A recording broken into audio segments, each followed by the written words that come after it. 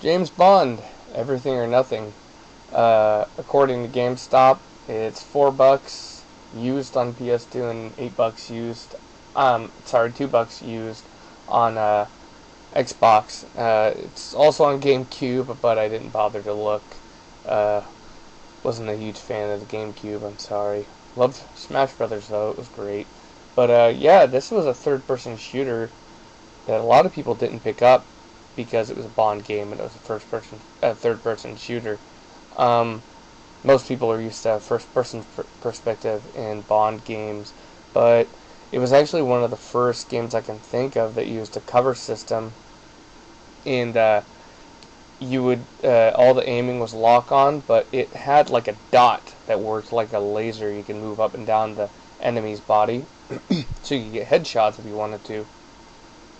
So you could take cover on a wall and pull your left trigger to lock on, and you would pop out.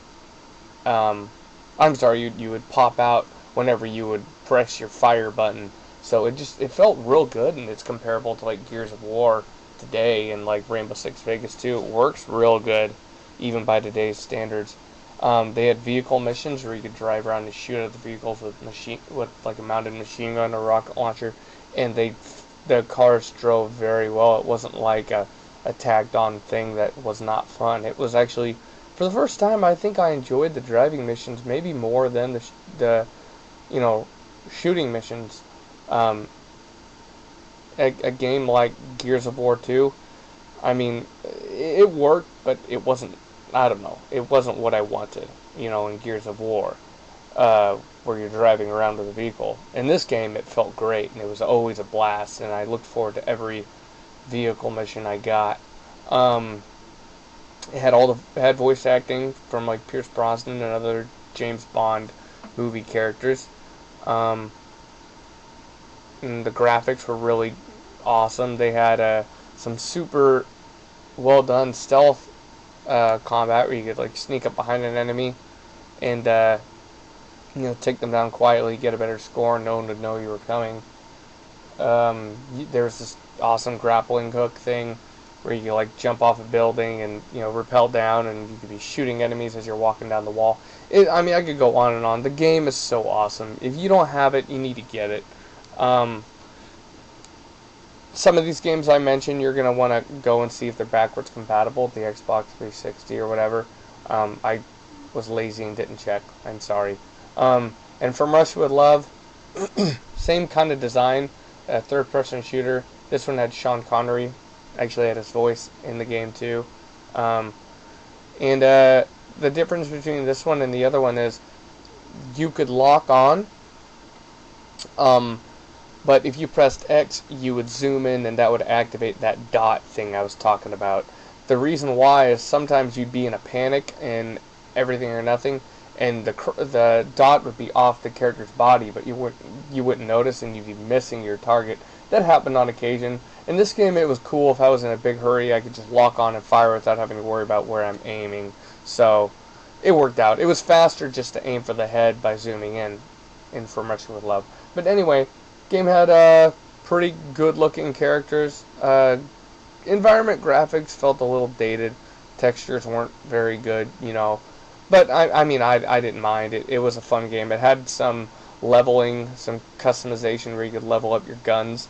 The only gay thing, excuse the phrase, about that is you would have to find the points in file cabinets or hidden behind a bush or whatever.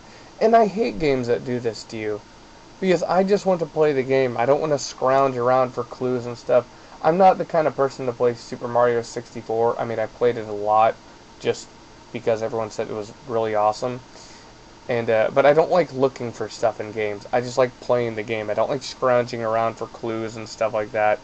I just want to keep going through the game. Unless I'm looking for ammo or grenades, whatever. Stuff like that I'm fine with. Fine with looting.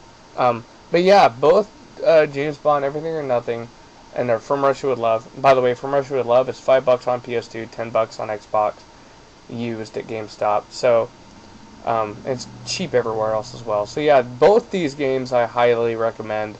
They're a lot of fun. Don't be scared that they're third-person shooters. and they use lock-on, they're still a blast. A lot of work was put into that game, these games, you can tell. Next game, some of you may have heard of it. Condemned Criminal Origins for the Xbox 360. $8 used. I think I actually got it for 10 at like Game Crazy before all of them started closing. But yeah, it was just a really creepy, awesome detective kind of game, like almost like you're like a forensics crime scene investigator. Most of the combat is done in first person with melee weapons like board and nails, lead pipe, stuff like that. But then you do get a few guns every now and again with a handful of bullets in them. Some people didn't want to play it because they're like, oh, I want guns. I don't want to, beat enemies down with melee weapons. But it's actually a lot of fun to use those melee weapons to block and right at the perfect time, and smack them and knock them back. And there's a kick in there. It's actually pretty scary as well. Like there's some parts I jumped off my seat. So super solid graphics for when it came out. Just a great game. If you like scary games and you like detective stuff, I recommend it.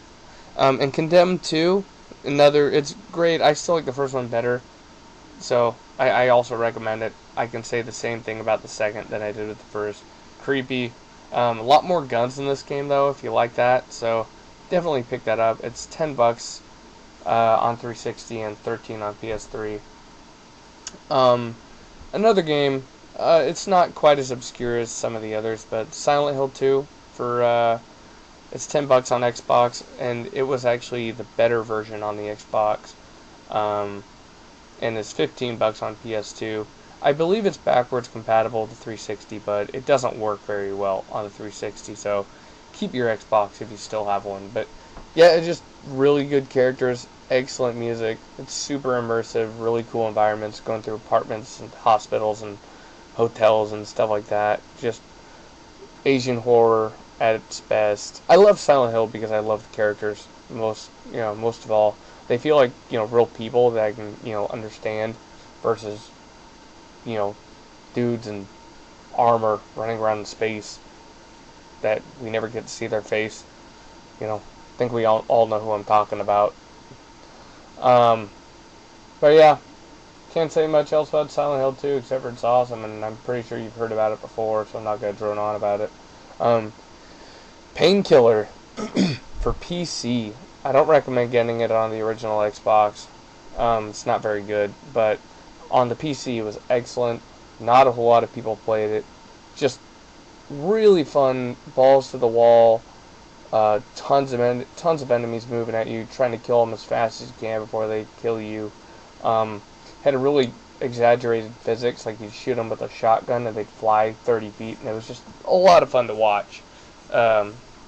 And they had a gun called the stake gun, which shot these big wooden planks, and they'd hit an enemy and they'd fly like 20 feet into a wall and hang there. And it had a gun that shoots lightning and shurikens, which is just super awesome. I mean, the guns are so imaginative. In a world where most games use like MP5s and a Scar or a Desert Eagle, which are all fun guns. Painkiller, like, oh, screw that, we want to invent our own guns, we want to go crazy with it. So if you love games like Quake and Doom, I can highly recommend Painkiller, and this is probably one of the cheapest games you'll ever find. You can find it for like $2 before shipping on Amazon. I mean, it's crazy. And you can get the Black Edition, which comes with the expansion, for like I think it's like $6 before shipping, and it has like the making of DVD. There's a gold edition.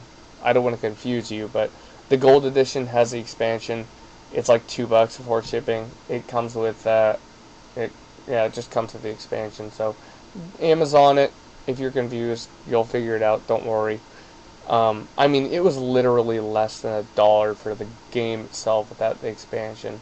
So you gotta get Painkiller for PC. If you have an okay PC, just get it. It's so fun. It's a blast. So yeah. Anyway, I'm sorry if this was a little sloppy. I didn't really prepare. I'm just winging this. So anyway.